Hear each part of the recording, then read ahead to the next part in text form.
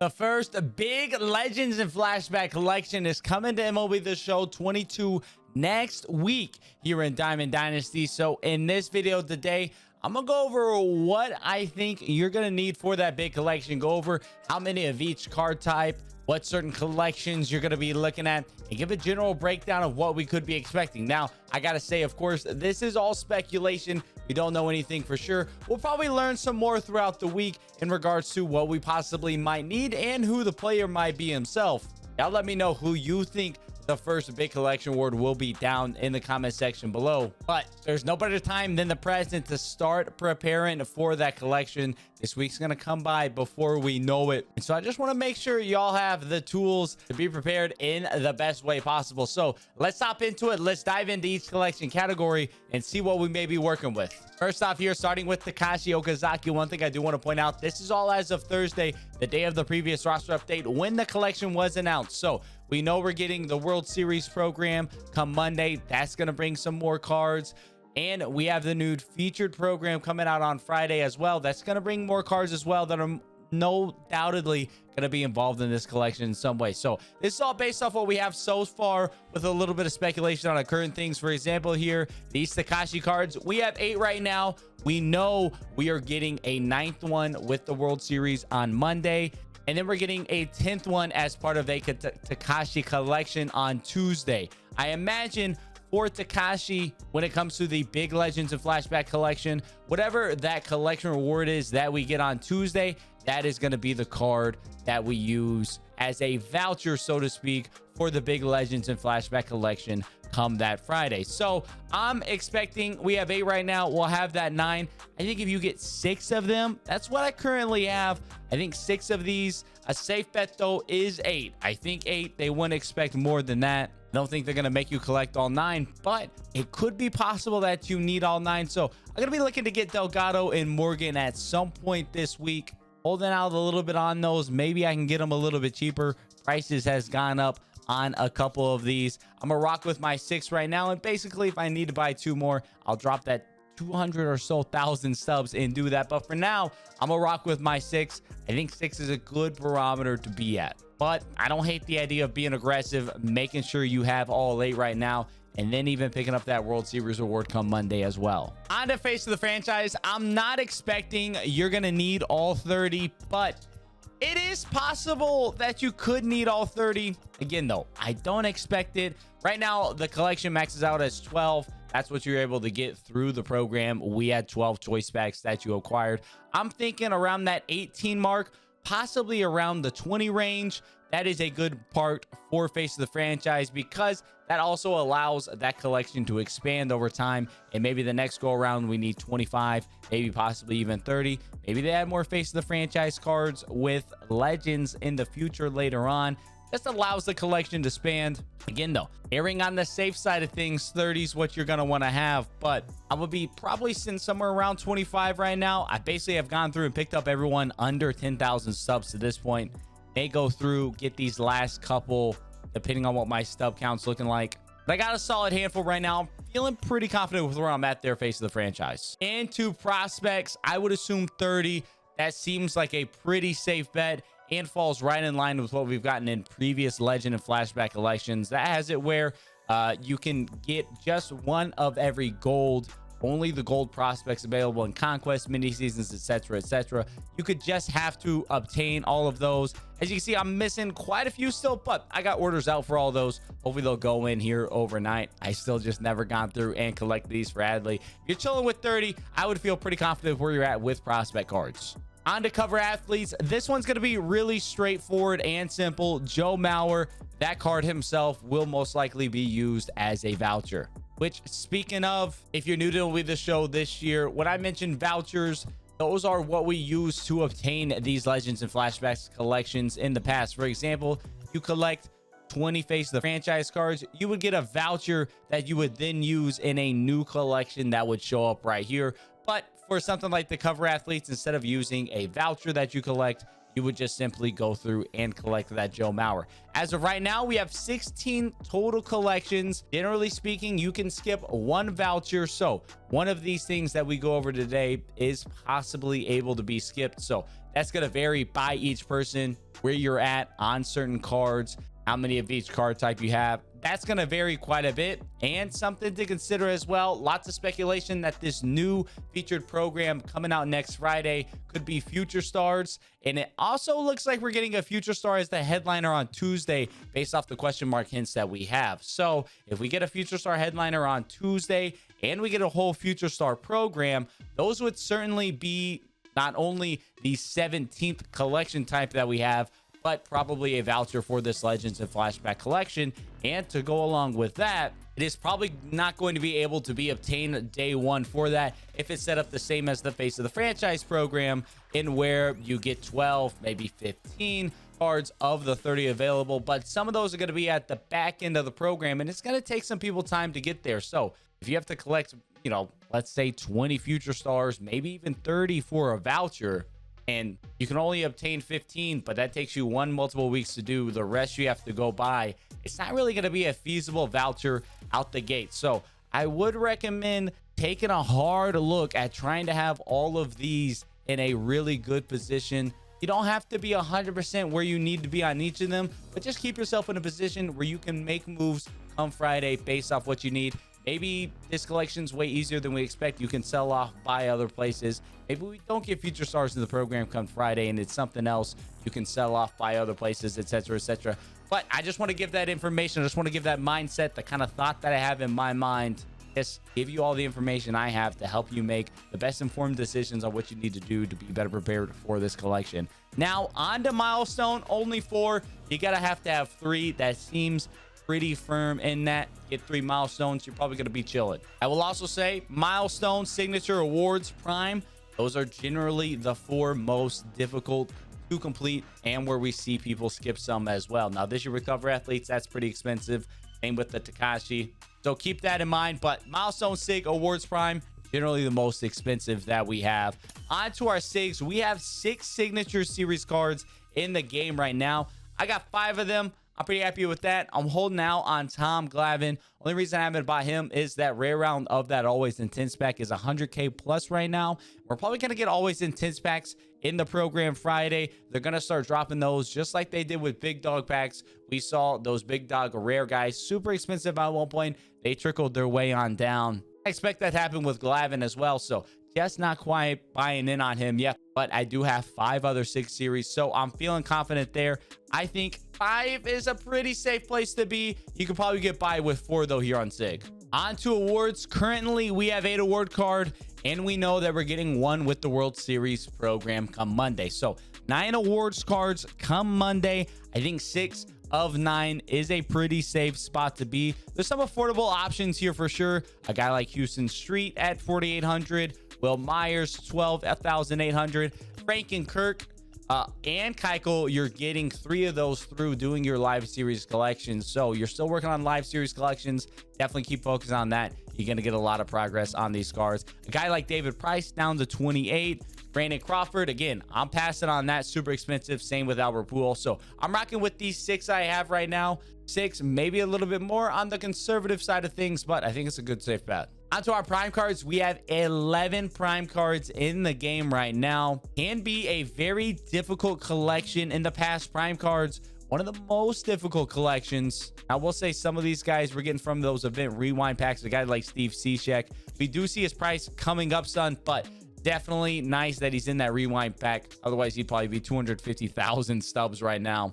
And we have some affordable options overall. Again, we have some collection guys like Utley, Gloss, and Jared Weaver. We also, along with Ray Durham, but we also have some inexpensive guys, 13K, Lighter, 14, Adam Dunn, 17, Carrasco, 16, 16, and 28. So nobody uber expensive here in the prime collection. I definitely recommend this being one that you don't skip, even if you don't have too many right now. Come in, pick up some of these prime cards. They're relatively cheap right now. We can see the prices on a lot of these going up on Friday if we need 8, maybe even more prime cards. On to monthly awards. I expect you're going to need everyone that you can get through the monthly awards program.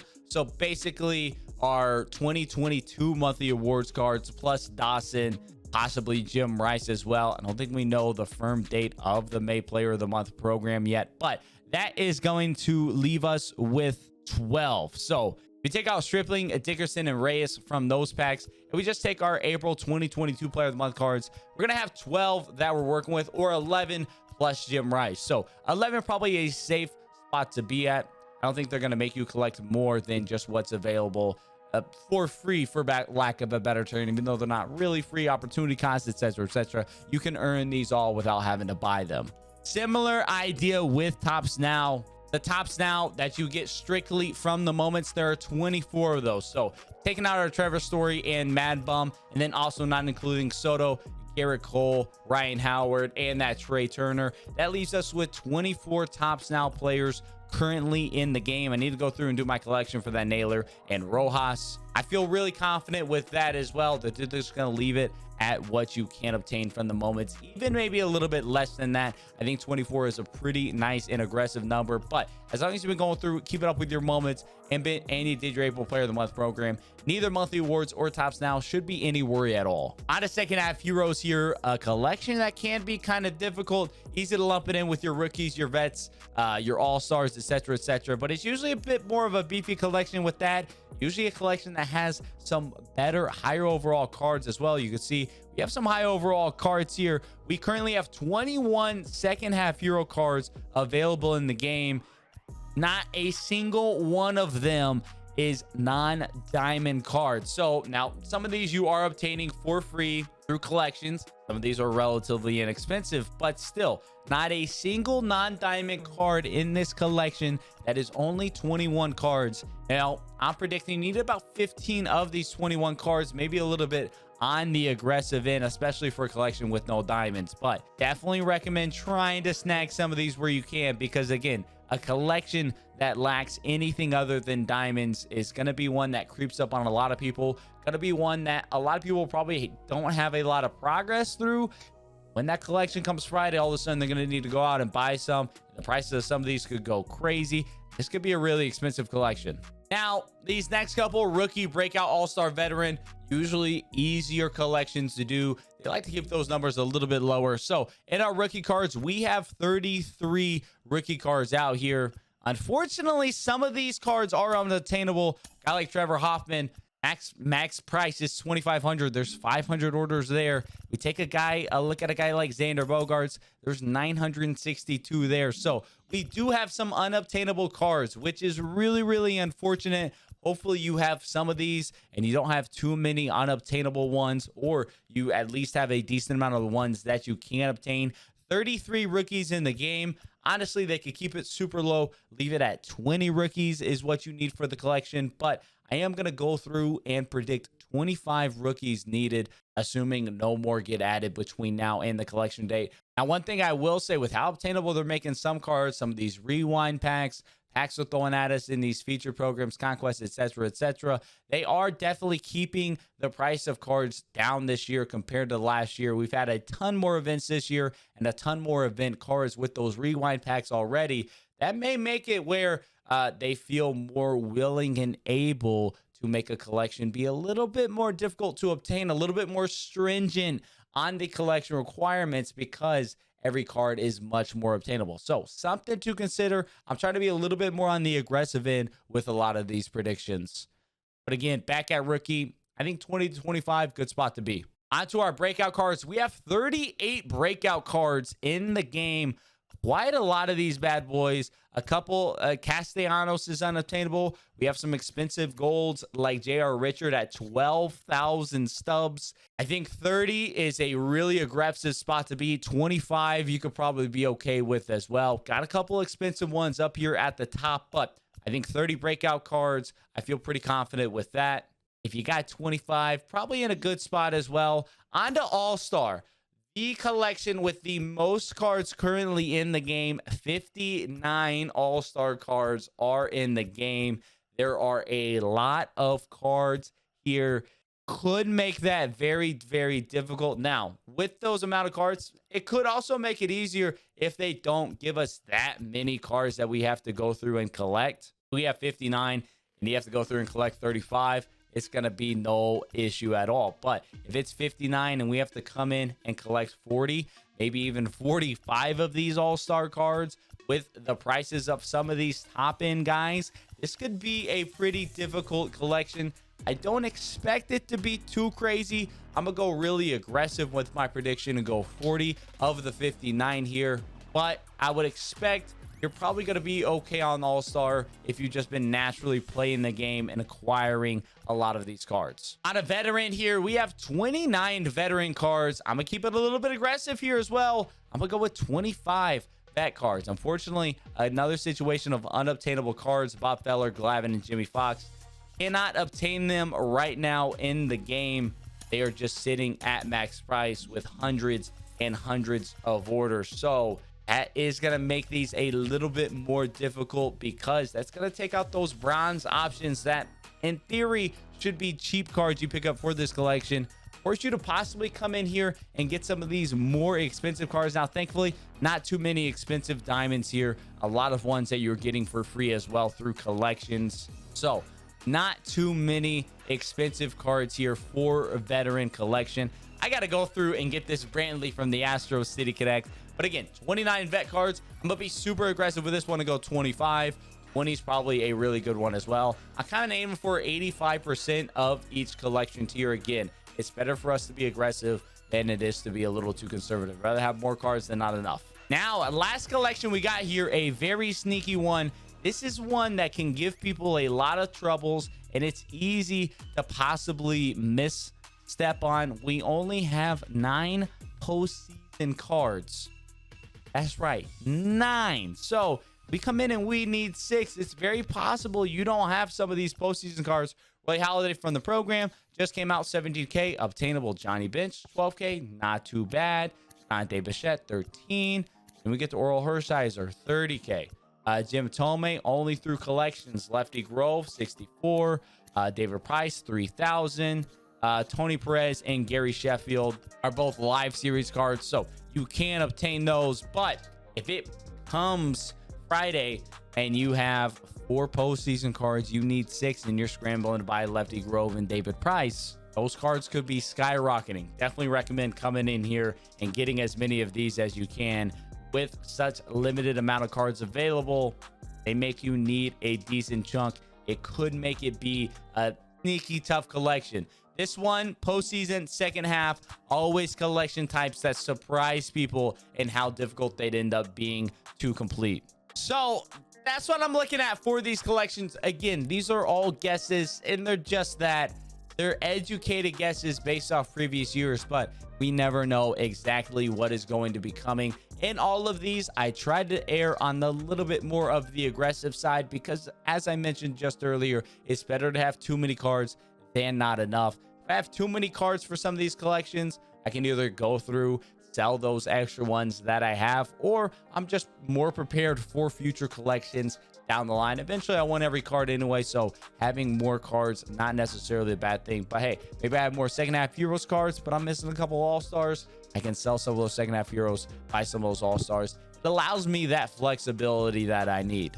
And especially if you want to complete the program as quickly as possible, gotta err on the side of being a little bit more aggressive. Now, again, we don't know what's going to be coming with that featured program that drops on the collection day. So if we get future star featured program, we need those future stars. That could make it a lot more difficult to complete. Would make it a lot more difficult to complete, as it would essentially take away your ability to skip a voucher out the gate. But that is what I'm looking with collection wise right now. Y'all let me know your thoughts on the collection down in the comment section below. And if you have any questions about any of these card types, maybe some cards you should or should not be targeting, hit me up down in the comments. Try to respond to as many people as possible.